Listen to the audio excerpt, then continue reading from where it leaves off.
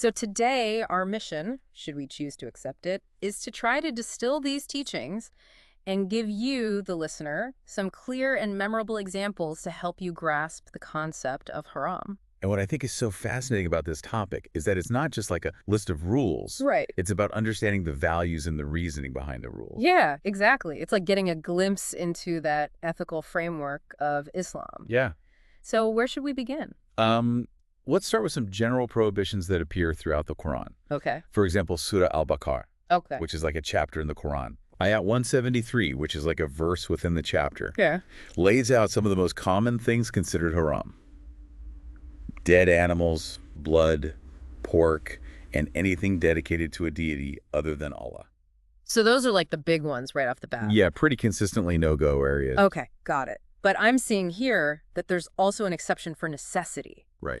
The verse itself actually says, but whoever is forced by necessity, neither desiring it nor transgressing its limit, there is no sin upon him. Indeed, Allah is forgiving and merciful. Right. So what does that actually look like in practice? Well, the commentary on this verse explains that it applies in situations of extreme compulsion.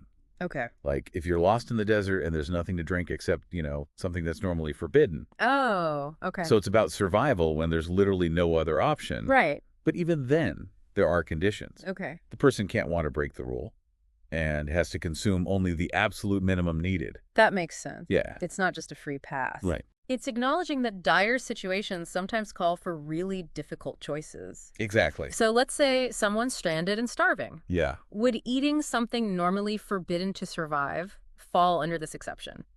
It very likely could. Okay. It highlights that Islamic law is meant to be practical and compassionate, even in the face of hardship. Yeah, that's helpful. Yeah. That's a helpful starting point. Yeah. Now, there's another major prohibition that I'm curious about, and that's riba, which is usually translated as interest. Yep. And what struck me was how strongly it's condemned in Surah Al-Baqarah, Ayat 275. Right. It compares those who deal in interest to someone driven mad by Satan. Yeah. That's intense imagery. It is, and it underscores how seriously Islam takes this prohibition. Right. To understand why, it's helpful to remember that while trade is explicitly permitted in the Quran, interest is forbidden. Okay. And Al-Maududi, who's like a renowned Islamic scholar, provides some really compelling arguments against interest in his commentary. Okay. He argues that interest-based systems can create an imbalance. Interesting. For instance, those who invest their effort and resources in a business, they face real risks. Sure. And they aren't guaranteed a profit. Right. But lenders are often assured of returns regardless of the outcome. So it makes you think about the ethics of profit and who bears the burden of risk, right? Exactly. It kind of challenges a lot of our assumptions about how our financial systems are set up. Yeah, exactly. Al-Maududi goes on to say that the potential for unlimited and ongoing profit for lenders, right, compared to the one-time profit of a business, creates further inequalities. Yeah, that makes sense. He also makes a point that I find particularly thought-provoking. Okay. And that is the idea that interest can actually harm society as a whole.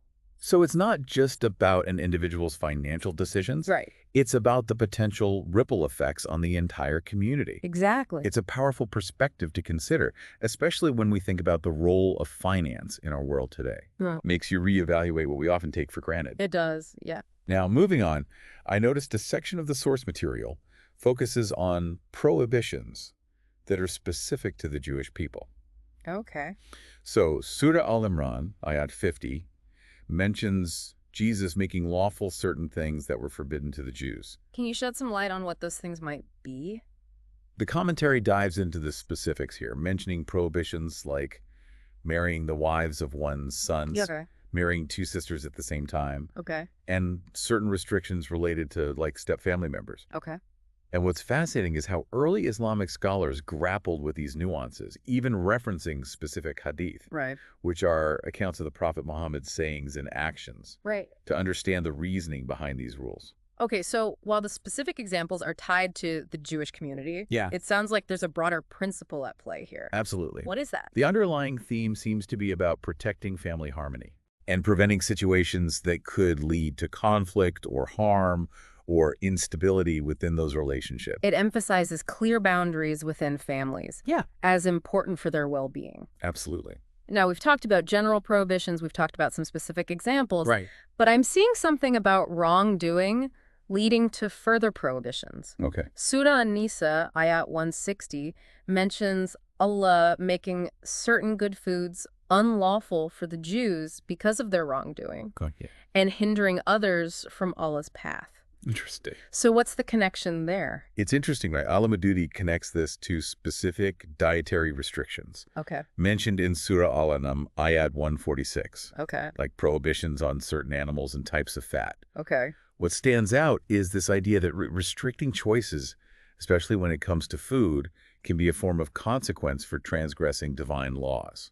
So it's not just about the food itself, it's Yeah. about the deeper implications of those restrictions. Like, could those restrictions be a way of prompting reflection and encouraging a return to the right path? It's certainly a thought-provoking concept, It is. and it ties into a key theme we'll see throughout our exploration of Haram, Okay. and that is the importance of intention. Right. So Surah Al-Ma'idah, ayat 3, Okay. lists quite a few forbidden foods: dead animals, blood, pork, improperly slaughtered animals, things offered to idols. Okay.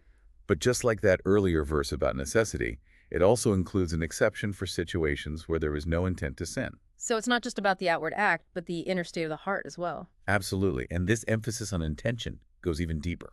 Okay. Surah Al-Am, ayat 119, Okay. warns against simply following one's desires without seeking knowledge and understanding. Okay. So it's about making sure our choices are aligned with what is right, not just blindly following our whims. Yeah, so it sounds like it's about making informed choices that are guided by both knowledge and a sincere desire to do what is right in the eyes of Allah. That's a great way to put it. Thank you. And speaking of making choices, Okay. there's a section in the source material about the dangers of man-made prohibitions. Okay.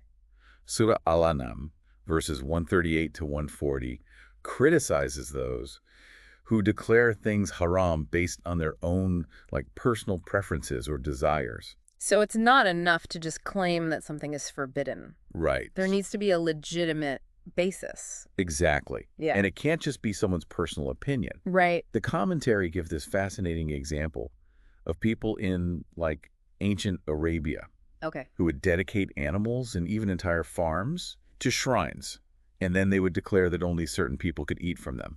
Oh, wow. And this wasn't just about polytheism. Right. It was about humans arrogantly assuming the right to create laws independent of Allah's will. Right. So it's interesting how this relates to something we see throughout history. Right. You know, people creating their own rules and taboos Yeah. and then attributing them to some higher authority. So it really underscores the importance of questioning assumptions and seeking out authentic sources of knowledge. It definitely does. And this is something the Quran addresses pretty directly. Okay. Surah An-Nahl, ayat 116 states, "And do not say about what your tongues assert of untruth, this is lawful and this is unlawful, to invent falsehood about Allah." So there's real seriousness to falsely declaring things halal or haram. Absolutely. It's a direct challenge to Allah's authority. Yeah.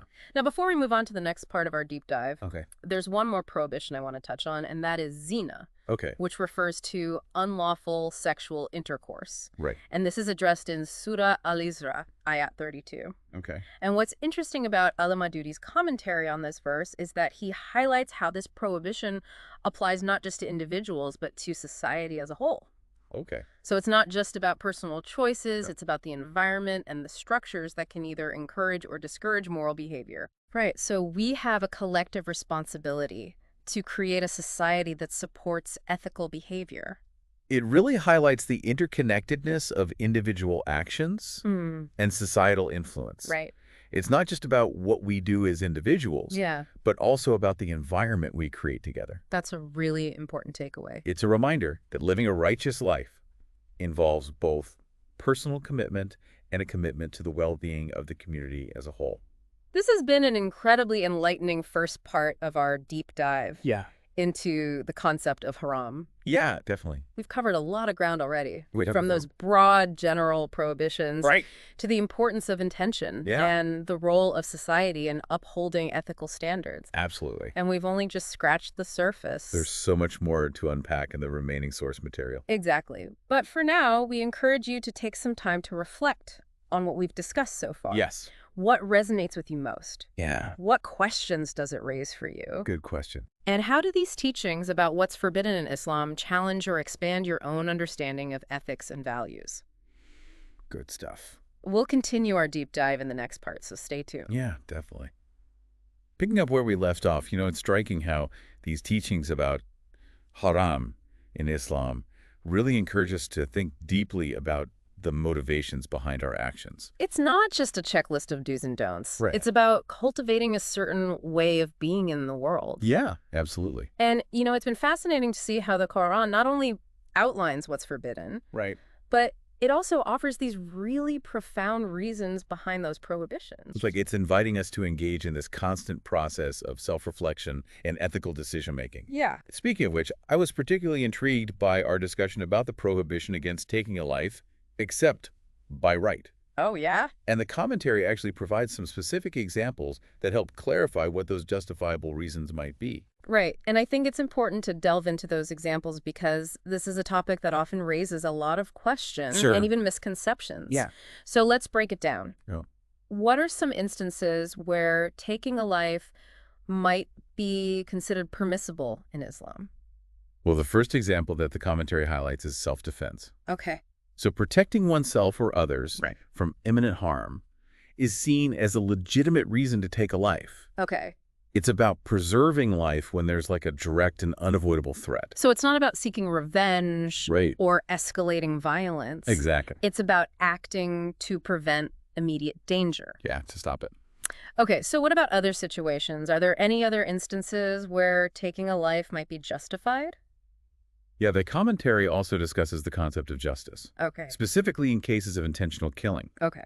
In these situations, Islamic law outlines the principle of qisas, Okay. which is often translated as retaliation. It's about ensuring fairness and proportionality in response to, a really grave crime. So if someone intentionally takes another person's life, Right. the victim's family has the right to seek qisas.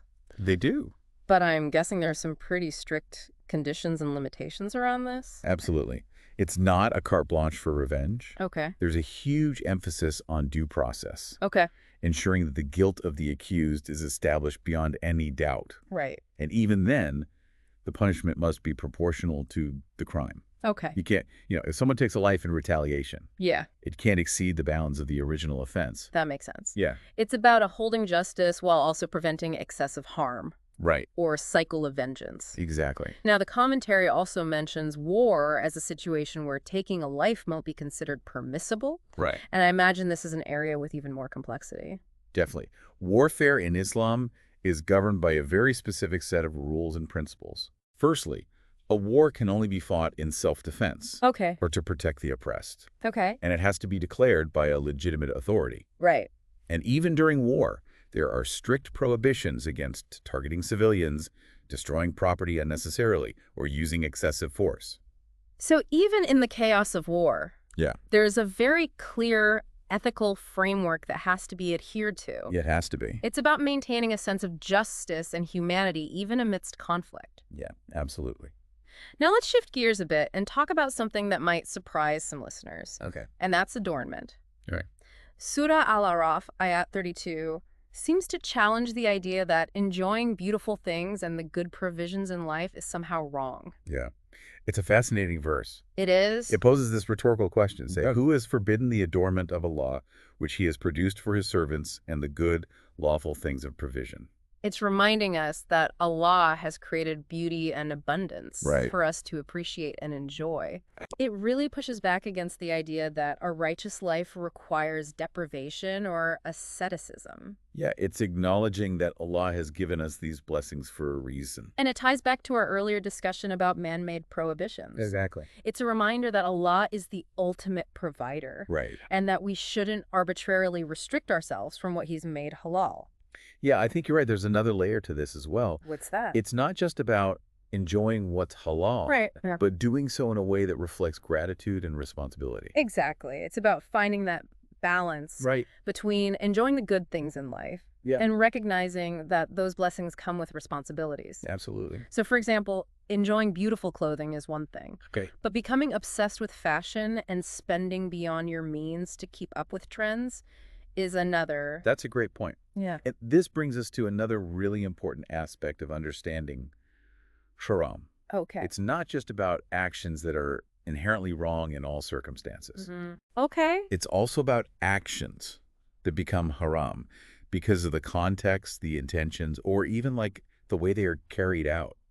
Can you give me an example? Sure, let's take the simple act of eating. Okay. Consuming certain foods like pork or carrion. Okay. That's inherently haram. Those are the no-go zones we talked about earlier. Right. Those are forbidden regardless of the circumstances. Right, but there are other situations where eating might become haram even if the food itself is permissible. Okay, give me an example. For instance, if you steal food, Uh-huh. the act of eating that stolen food would then become haram, even if the food itself is halal. So it's not just about what you eat, but how you obtained it. Exactly. The means can influence the permissibility of the action itself. Right. And we see this principle applied in other areas of Islamic law as well. For example, engaging in trade is generally permissible. Sure. But if it involves deception or exploitation or unfair practices, it can become haram. Got it. Or consider the act of giving charity. Yeah. Giving charity is a highly encouraged act in Islam. Yes. But if it's done to show off or to gain, social recognition, it loses its spiritual value and can even become a negative action. Wow. So even acts of worship can be affected by our intentions. Absolutely. It's not just about going through the motions. Right. It's about aligning our outward actions with our inner state. Right. And making sure our intentions are pure and sincere. Yeah, it reminds me of something we talked about earlier, that verse from Surah Al-An'am, ayat 119, Right. that warns against blindly following our desires without seeking knowledge and understanding. It all connects. Yeah. It's about cultivating this mindful approach to life, constantly reflecting on our actions and motivations. It is. And making conscious choices that are guided by both knowledge and a sincere desire to do what is right in the eyes of Allah. And it's this emphasis on intention that helps us understand that the concept of haram is not about creating an oppressive or restrictive set of rules. Exactly. It's about providing a framework for living a life that is both fulfilling and morally sound. It's about making choices that lead to individual and collective well-being. Right. And that are in harmony with the divine will. Yeah. Now, before we wrap up this part of our deep dive, there's one more key theme I want to explore. What's that?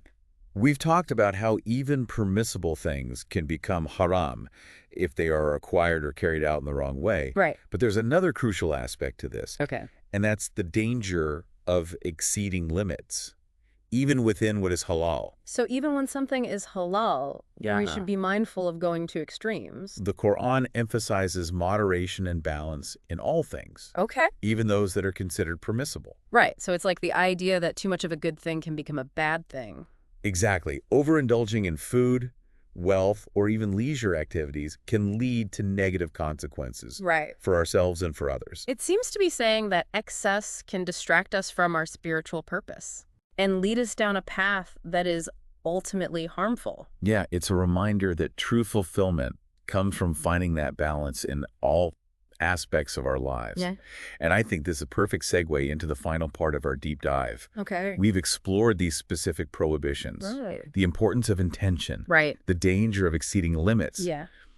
But how do all these teachings come together to provide a framework for living a balanced, meaningful, and ethical life in accordance with Islamic principles? That's the big question. It is. And it's what we'll be exploring in our next and final part. Absolutely. But before we get there, I'd love to hear your thoughts. Okay. What stands out to you the most from what we've covered so far? Yep. What has challenged your assumptions or sparked new insights? It's interesting, as we wrap up this deep dive into what's considered haram in Islam, I keep coming back to this idea of balance. Right. It seems to be such a central theme. It really is. Yeah, and it's fascinating how this concept of balance connects to so many aspects of what we've been discussing. Yeah, we touched on the dangers of exceeding limits when we talked about taking a life, even in situations where it's permitted. Right. But this idea extends far beyond those extreme cases. Right. It seems like the Quran is emphasizing moderation in all aspects of life, even those that are generally considered halal or permissible. Yeah, it's like this constant reminder to check ourselves. Yeah. Even when we're engaging in things that are inherently good. Precisely. The Quran reminds us that even within the realm of what's allowed, there's a potential for excess Huh. that can lead us away from a balanced and righteous life. Right. Think about something like wealth. Okay. It's not inherently wrong to have wealth. Right. Or to enjoy the comforts it can provide. Of course. But if the pursuit of wealth becomes like an obsession, yeah. if it consumes our thoughts and actions right. to the point where we're neglecting our spiritual obligations Yeah. or harming others in the process, Yeah. then it becomes a problem. So it's saying that anything, Right. even something good, can become a distraction or a source of harm. Yeah. If it's not kept in check. If it's not in balance. Right. We have to be mindful of our intentions and constantly evaluate whether our actions are leading us towards or away from a life that is pleasing to Allah. And that's where the teachings about Haram come in. Okay. They provide those guidelines, those boundaries to help us navigate the complexities of life and make choices that are in alignment with our spiritual well-being. It's like having a compass to help us stay on course. Yeah, and it's not about restricting our freedom or making life difficult. Right. It's about guiding us towards a life that is both fulfilling and righteous. Exactly. True fulfillment doesn't come from chasing fleeting desires. Right. Or indulging in excess. No. It comes from living a life that is grounded in purpose and meaning. Yeah. And a connection to the divine. Absolutely. It makes me think back to that verse that we discussed earlier from Surah Al-Araf. Yeah. That challenges those who would deny themselves the beauty and the bounty of the world. Right. It's not about asceticism. Right. It's about finding that middle path. Right. That balance between enjoying the good things in life and staying connected to our spiritual core. And I think it's important to remember that this journey of finding balance is unique for each individual. It is. What might be considered excessive for one person might be perfectly moderate for another. Right. We each have our own limits and tendencies. Right. It's about being self-aware and making choices that are right for us within that framework of Islamic teachings. That makes a lot of sense. Yeah. It's not about comparing ourselves to others. It's about understanding our own strengths and weaknesses. Right. And making choices that help us grow closer to Allah. Yeah, and part of that journey involves seeking knowledge. Okay. Both from within ourselves and from those authentic sources. Yeah, absolutely. The Quran and the teachings of the Prophet Muhammad offer a wealth of wisdom to help us discern what is right, what is beneficial, and what will lead us toward a life of balance and fulfillment. And so as we wrap up this deep dive, what is the most important message you'd like to leave our listener with today? Well, I think the key takeaway is this. The teachings about what is haram in Islam are not meant to be burdensome or restrictive. Right. They're a gift, a guidance, a framework for living a life that is truly meaningful, both in this world and the next. Absolutely. It's about aligning our actions with our values, finding that delicate balance in all that we do, and striving to live in a way that honors Allah and benefits ourselves and others. Beautifully said. It's about recognizing that the concept of haram is not about deprivation. Right. It's about direction. Yes. It's about choosing a path that leads to true fulfillment and spiritual growth. This has been such an enlightening exploration of a topic that is so often misunderstood. It is. Or oversimplified. Yeah. I feel like we've gained a deeper understanding of not just the specific prohibitions, but also the underlying principles that guide ethical behavior in Islam. Those principles like intention, balance, and seeking knowledge are ones that can benefit anyone, regardless of their faith or background. I completely agree. It's been a great reminder that there's always more to learn, more to reflect on, and more to discover about ourselves and the world around us. Absolutely, and that's what makes this journey of faith so beautiful. Yeah. It's a continuous process of growth, understanding, and striving to live a life that is pleasing to Allah. Well said. Yeah. And as always, we encourage you, our listener, to continue exploring these ideas further. Yeah. We've only scratched the surface, and there's so much more to discover. Absolutely. So take what you've learned, ponder it, and see how it resonates with your own life and understanding. Yeah, good stuff. Don't forget to like, comment, and subscribe for more inspiring Islamic stories and content.